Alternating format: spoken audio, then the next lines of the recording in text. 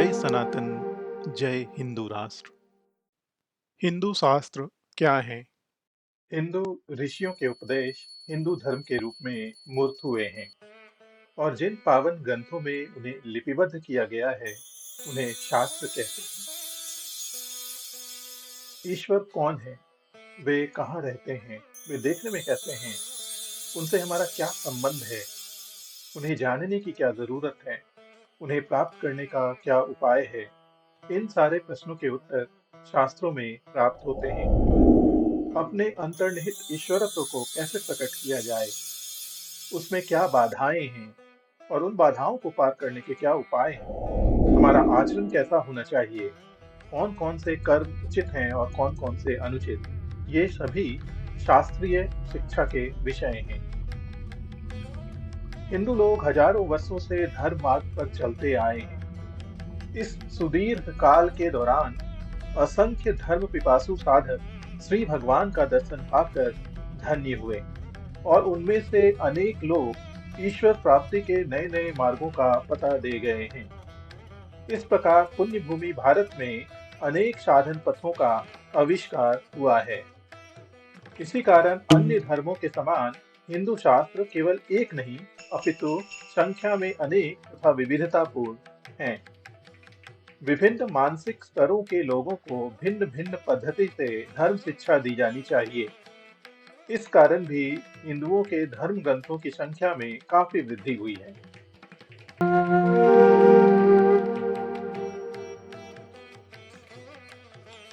वेद। इन अनेक तथा विविध हिंदू शास्त्रों का मूल वेद है।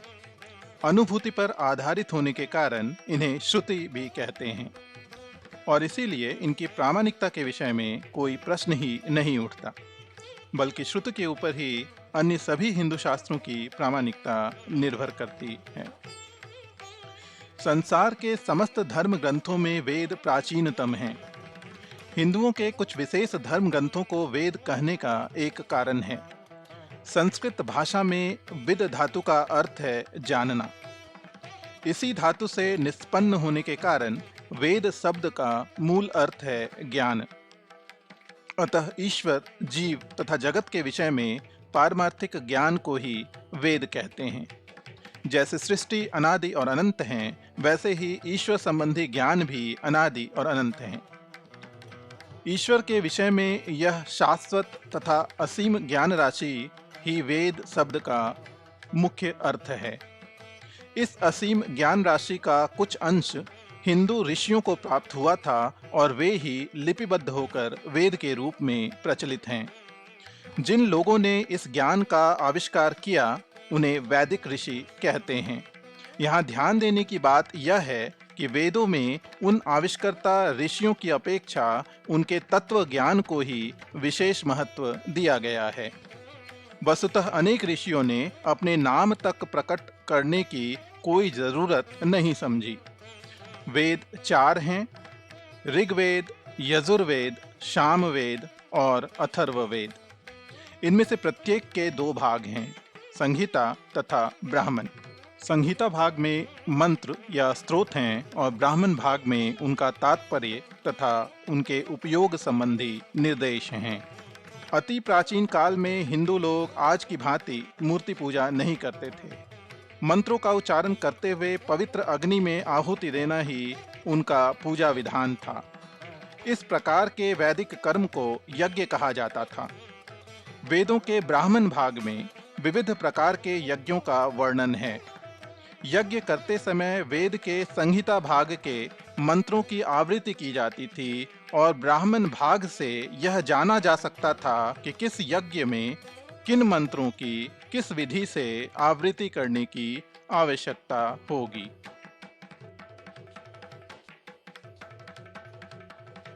उपनिषद। वेदों के ही कुछ अंशों का नाम उपनिषद है। वेदों के अंत में आने अथवा वेद का सारांश होने के कारण इनका एक अन्य नाम वेदांत भी है। वेदों का अधिकांश भाग यज्ञों से संबंधित है। इस लोक और परलोक के सुखों की प्राप्ति के लिए वेदों में यज्ञ का विधान किया गया है, परंतु यज्ञ नामक वैदिक कर्म का वास्तविक उद्देश्य है उसके द्वारा क्रमशः चित्त को शुद्ध करके ईश्वर प्राप्ति के योग्य बनाना। वेदों के जिस अंश में इन याग यज्ञों की बातें हैं उन्हें कर्मकांड कहते हैं, परंतु इसके उपनिषद अंशों का मूल आलोच्य विषय है परमार्थिक ज्ञान। इसीलिए उपनिषदों को ज्ञान कांड की संज्ञा दी गई है। ईश्वर कहाँ तथा किस रूप में है, मनुष्य तथा जगत के साथ उनका क्या संबंध है, उन्हें जानने की क्या आवश्यकता और क्या उपाय हैं, आदि बातें उपनिषदों से ज्ञात होती हैं। उपनिषद अनेक हैं, हर वेद के कई उपनिषद हैं। इनमें से 11 प्रमुख हैं: ईश, केन, कठ, प्रश्न, मुंडक, मांडुक्य, ऐतरेय, तैत्तरीय, छांदोग्य, बृहदारण्यक और श्वेताश्वतर। स्मृति। एक हिंदू को कैसे जीवन यापन करना चाहिए, इस विषय में निर्देश देते हुए मनु, याज्ञवल्क्य आदि ऋषि कई ग्रंथों की रचना कर गए हैं। विशेष रूप से इसी प्रकार के ग्रंथों को स्मृति कहते हैं। वैसे सामान्य रूप से वेदों के अतिरिक्त बाकी सभी शास्त्र ग्रंथों को स्मृति कहते हैं। मनु, याज्ञवल्क्य आदि ऋषियों द्वारा रचित इन स्मृतियों से यह पता चलता है कि हिंदू को अपना जीवन कैसे बिताना चाहिए। इनमें वर्ण तथा आश्रम के अनुसार मनुष्य के विभिन्न कर्तव्यों का निर्देश है। इनमें यह भी लिखा है कि हिंदू को अपने पारिवारिक जीवन में कौन कौन से अनुष्ठान करने चाहिए। इसके अलावा स्मृतिकारगण हिंदू परिवार तथा समाज के लिए कुछ व्यवस्थाएं दे गए हैं जो अंग्रेजों के शासनकाल के दौरान भी प्रचलित थी। संक्षेप में कहें तो वर्ण तथा आश्रम के माध्यम से हिंदुओं को कुछ कार्यों में प्रवृत्त करना और कुछ कार्यों से विरत करना ही स्मृति का उद्देश्य है। इसीलिए स्मृतियों में विधि निषेधों का विधान है। व्यक्ति के मन को क्रमशः पवित्र करके उसे एक एक कदम पूर्णता की ओर अग्रसर कराना ही स्मृतियों का एकमात्र लक्ष्य है। कहना न होगा कि स्मृतियां पूर्ण रूप से श्रुतियों यानी कि वेदों पर आधारित हैं, तथापि यह ध्यान रखना होगा कि सामाजिक परिवेश में परिवर्तन के अनुसार विधि निषेध की व्यवस्थाएं भी बदलती रहती हैं। देखने में आता है कि हिंदू समाज का भिन्न भिन्न युग तथा स्थान रूपी आवरण बदलने के साथ ही साथ नई नई स्मृतियों की रचना हुई है। मनु के काफी काल बाद रघुनंदन की स्मृति रची गई और वह भी केवल बंगाल के हिंदू समाज के लिए ही थी। वर्तमान हिंदू समाज अंतिम स्मृतिकार से काफी दूर चला आया है, इसलिए लगता है कि एक नई स्मृति की रचना का समय आ पहुंचा है। दर्शन। वेद वाक्यों को आधार बनाकर परमार्थ तत्व के विषय में 6 भिन्न भिन्न मतवाद बने। इन 6 मतवादों के आधार पर 6 दर्शन भी रचे गए। इन्हें सामूहिक रूप से षड दर्शन कहते हैं। जैमिनी, व्यास, कपिल, पतंजलि, गौतम और कनाद इनके रचयिता हैं और इन्होंने क्रम से पूर्व मीमांसा, उत्तर मीमांसा, सांख्य, योग, न्याय तथा वैशेषिक दर्शनों की रचना की। इन दर्शनों की एक विशेष रचना शैली है। जैसे संस्कृत व्याकरण सूत्रों के रूप में मिलता है, वैसे ही ये दर्शन भी सूत्रों के रूप में रचे गए हैं। इन सूत्रों को समझने के लिए व्याख्या की विशेष आवश्यकता होती है।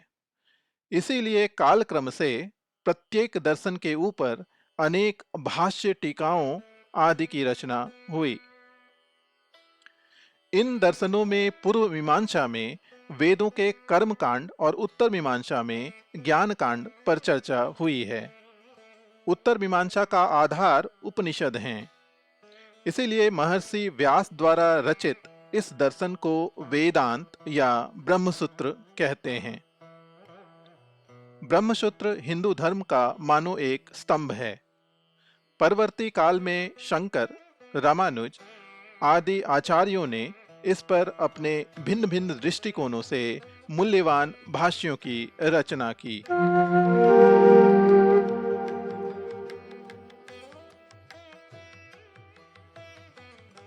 पुराण। दर्शन निसंदेह कठिन हैं, वे केवल विद्वानों द्वारा ही पठनीय हैं। जनसाधारण के लिए हिंदू ऋषियों ने पुराण नामक एक अन्य श्रेणी के शास्त्रों का प्रणयन किया था। पुराणों का उद्देश्य है अति सरल व मनोहर शैली में धर्म की शिक्षा प्रदान करना। पुराण विभिन्न प्रकार की कथाओं तथा रूपकों के माध्यम से धर्म के दुरूह तत्वों को हमारे हृदय में अंकित कर देते हैं। इसके अतिरिक्त उनमें भारत के प्राचीन इतिहास की थोड़ी थोड़ी झलक भी मिल जाती है। पुराणों की संख्या 18 है। इनमें प्रमुख हैं विष्णु पुराण, पद्म पुराण, वायु पुराण, अग्नि पुराण, स्कंद पुराण, मार्कंडेय पुराण तथा श्रीमद् भागवत पुराण। श्री चंडी या दुर्गा सप्तशती की कथा हम सभी जानते हैं। यह मार्कंडेय पुराण का एक अंश है। इसका पाठ हिंदुओं की प्रत्येक पूजा पर्व का एक आनुषंगिक अनुष्ठान होता है।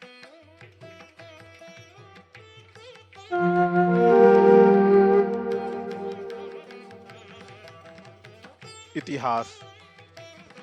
पुराणों की ही भांति सरस तथा लोकप्रिय हिंदुओं के दो अन्य अति उपयोगी शास्त्र हैं, रामायण तथा महाभारत।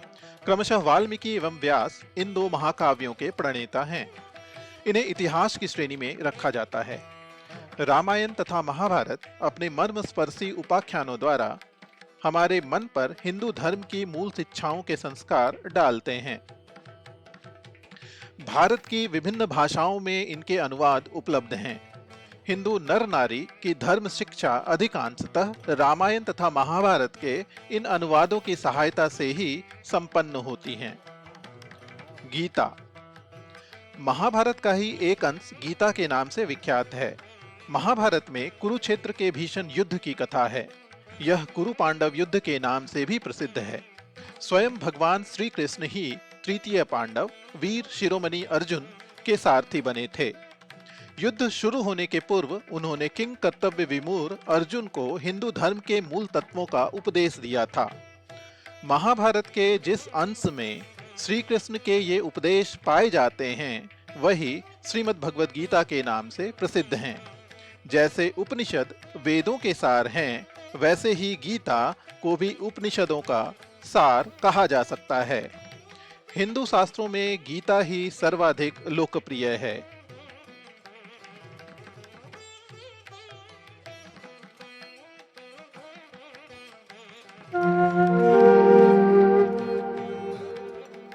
प्रस्थान त्रय।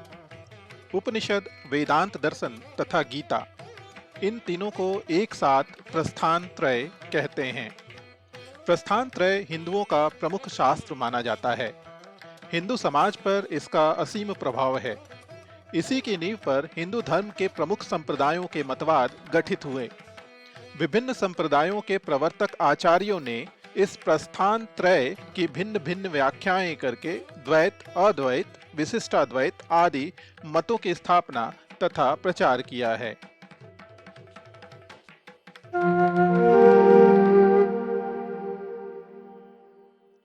तंत्र। हिंदुओं का एक अन्य शास्त्र है तंत्र। इसमें ईश्वर का आद्य शक्ति के रूप में चिंतन करने का उपदेश दिया गया है। विभिन्न मूर्तियों के रूप में आद्य शक्ति की अर्चना करने के लिए तंत्रों में अनेक प्रकार के अनुष्ठानों का विधान है। तंत्रों की रचना प्रायः शिव पार्वती के कथोपकथन के रूप में हुई है। कहीं कहीं प्रश्नकर्त्री पार्वती तथा उत्तरदाता शिव हैं और कहीं प्रश्नकर्ता शिव हैं और उत्तरदात्री पार्वती हैं। प्रथम प्रकार के तंत्र आगम और दूसरे प्रकार के निगम कहलाते हैं। तंत्र अनेक हैं, पर उनमें से 64 प्रधान माने जाते हैं। कुछ अति प्रसिद्ध तंत्रों के नाम इस प्रकार हैं: महानिर्वाण, कुलार्णव, कुलसार, प्रपंचसार, तंत्र राज, रुद्रयामल, ब्रह्मयामल, विष्णुयामल तथा तोरल तंत्र। पंचरात्र संहिता तथा शैव आगम। वैष्णवों की पंचरात्र संहिता तथा शैवों के शैवागम भी तंत्र जाति के ही शास्त्र हैं। तंत्रों की भांति ही इनके भी विचार व विधान सरल हैं। इनका दावा है कि कलयुग के लिए वेदों की अपेक्षा ये अधिक उपयोगी हैं। ये वेद मूलक नहीं हैं, पर इनमें स्पष्ट वेद विरोध भी नहीं है। तंत्र जाति के इन शास्त्रों की एक अन्य विशेषता यह है कि किसी भी जाति का स्त्री या पुरुष दीक्षित होने से ही शास्त्र पाठ का अधिकारी हो जाता है। यद्यपि कुल 215 पंचरात्र संहिताओं की बात सुनी जाती है, पर उनमें से केवल कुछ ही स्मरणीय हैं, यथा ईश्वर, पौस्कर, परम, सात्वत, बृहत ब्रह्म तथा ज्ञानामृत सार संहिता। 28 शैव आगमों की बात भी कही जाती है। फिर प्रत्येक आगम के अनेक उपागम भी हैं, पर आजकल इनमें से केवल 20 के ही कुछ कुछ अंश उपलब्ध हैं। ओ